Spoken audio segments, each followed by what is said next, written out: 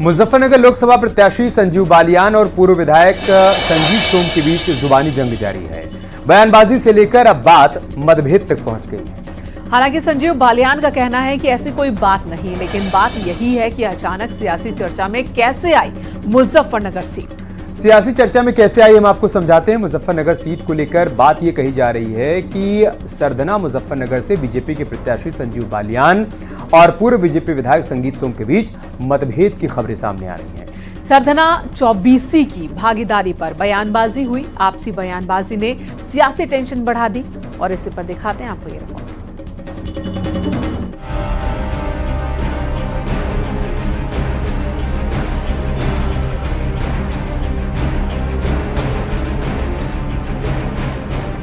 Muzaffarnagar Lok Sabha seat से प्रत्याशी और केंद्रीय मंत्री संजीव बालियान के लिए दोहरे मोर्चे पर लड़ाई जारी है। सरधना से बीजेपी के पूर्व विधायक संजीत सोम और संजीव बालियान के बीच मनमुटाव कम होने का नाम नहीं ले रहा।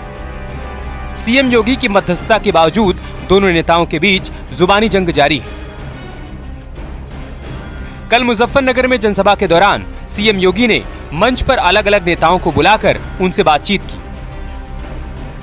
इसी कड़ी में मंच पर बैठते ही अपने बगल की कुर्सी पर पहले संजीत सोम को बुलाया और चुनाव को लेकर चर्चा की। उसके बाद संजीत सोम चले गए, फिर दूसरे नेताओं को बुलाकर उनसे चुनाव को लेकर बातचीत की। केंद्रीय मंत्री संजीव बालियान ने बीते दिनों अपने भाषण में शिखंडी शब्द का इस्तेमाल किया था। उनसे खास बातचीत में उन्होंने बताया कि शब्द को इस्तेमाल करने का उनका मकसद क्या था। प्लानिंग थी पूरी, कोई ना कोई तो होगा। तो शिखंडी है जो पीछे से वार करता है। अगर किसी को वार करना था तो सामने से करो। और इस तरह की घटनाएं पश्चिम उत्तर प्रदेश में कभी हुई नहीं। हम बंगाल में तो सुनते आए, कभी बिहार में सुनते आए, पश्चिम उत्तर प्रदेश में पॉलिटिकली इस तरह की घटनाएं हुई नहीं। तो उसी तरह से शिखंडी नाम सामने निकल कर आ गया। इस बीच संजीव बालियान की जीत के दावे वाले सवाल पर सरधना से बीजेपी के पूर्व विधायक रहे संजीत सोम ने ऐसा बयान दिया जो चर्चा का विषय बना हुआ है। उन्होंने कहा कि बालियान की जीत के दावे के सवाल का जवाब उन्हीं से पूछिए, वो ज्यादा बेहतर बताएंगे। धुआंधार प्रचार चल रहा है भारतीय जनता पार्टी का और विपक्ष सन्नाटे में है।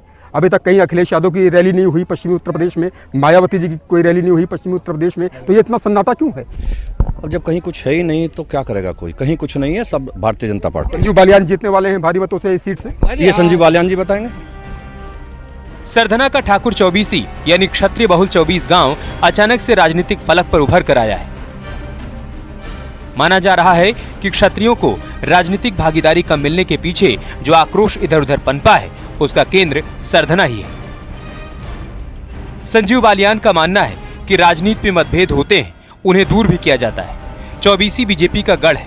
2019 में सांसद बनवाने में 24C का बड़ा रोल था।